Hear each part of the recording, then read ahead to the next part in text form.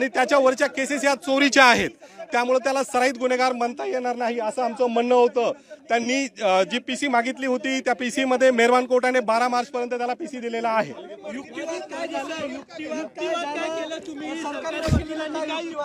आम्ही युक्तिवाद असा केला की तो कुठल्याही प्रकारचा आरोपी नाहीये, त्याच्यावर जे काही प्रकरण दाखल आहे ते चोरीचे असून ते सिद्ध झालेले नाहीत। याशिवाय जी वेळ होती घटनेची ती 5:45 म्हणजे दिवसाचीच होती। कुठेही फिर्यादीने पीडितेने आरडाओरडा केलेला नाही, लोकांना बोलवलेलं नाहीये आणि जे 2 वेळेस घटना नमूद करतायत तर त्यामध्ये तिला आरडाओरडा करत आला असता अशा प्रकारचे आम्ही आर्ग्युमेंट केलेली आहे।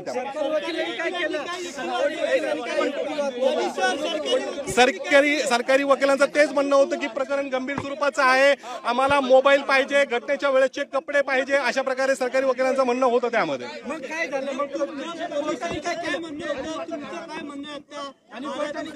आता आमचं म्हणणं आहे की प्रकरण न्यायप्रविष्ट आहे, 12 मार्चला पुढील जे काही होईल ते होईल, बाकीचे डिफेन्स आम्ही सांगू शकत नाही। या ठिकाणी आमचा जो डिफेन्स असेल, याशिवाय अजून एक महत्त्वाची गोष्ट, त्याच्या भावाला सुद्धा पोलिसांनी सोबत ठेवलेला आहे, त्याचा भाव सेम डिट्टू त्याच्यासारखा दिसतो। नाही तो अजून मी सांगता येणार नाही, पण पुढची गोष्ट होईल।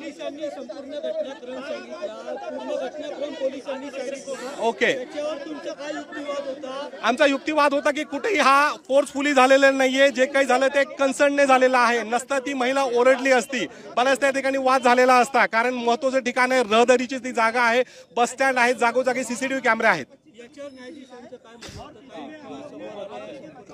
न्यायाधीशाने काही म्हणलेलं नाहीये, न्यायाधीशाने फक्त ऐकून घेतलेलं आहे। त्यानंतर त्यांनी त्यांच्या पद्धतीने 12 जानेवारी अशी ऑर्डर केलेली आहे, आदेश केलेले आहे। आयोने अजून जप्त केलेलं नाहीये, आयोला जप्त करायचे आहेत, बाकीच्या गोष्टी फॉरेन्सिक लॅबसाठी पाठवण्यात आलेला आहे।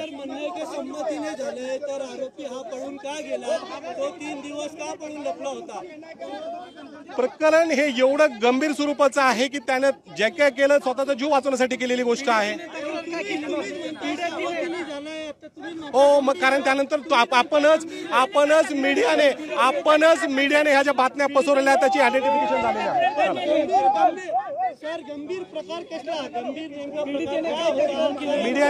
मीडियाने त्याला गंभीर केलंय।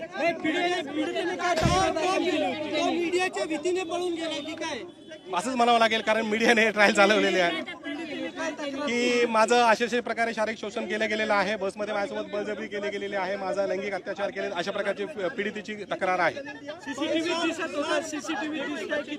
सीसीटीव्ही किती क्लिअर आहेत किती नाहीयेत, 16(5)B म्हणजे जे काही तांत्रिक पुरावे असतात त्याच्यावर किती विश्वास ठेवायचा नाही ठेवायचा हे साक्ष पुरावा अधिनियम जे नवीन कायदा आलेला आहे त्याच्यानुसार ते पुढे ठरेल।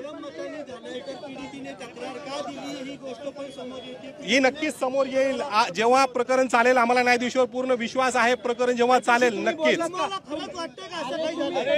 त्याच्याशी बोलायचा माझा संबंध नसतो, अजून पीडितेशी बोलायला आरोपीच्या वकिलाचा काही संबंध। तुमच्या क्लायंटशी बोललात का? अजून आरोपीशी आमचं बोलणं झालेलं नाहीये, कारण आज त्याला उशिरापर्यंत आलेला। हो, त्याच्या आयडेंटिटीमुळे त्याच्या कुटुंबाला त्रास सहन करावा लागत आहे। मीडियाने त्याचे जे फोटो व्हायरल केलेले आहेत, त्याच्या कुटुंबाला आज उपासमारीची वेळ आलेली आहे आणि त्यांच्या बचावासाठी काहीतरी पोलिसांनी पण केलेलं पाहिजे, शासनाने त्यांना सुरक्षा द्यायला पाहिजे असं माझं म्हणणं आहे। त्याच्या जीविताला धोका वाटतो का तुम्हाला? 100% त्याच्या जीविताला धोका वाटतो। आज जे वातावरण आहे सगळ्या ठिकाणी पेटलेलं आहे तर नक्कीच त्याच्या जीविताला धोका आहे।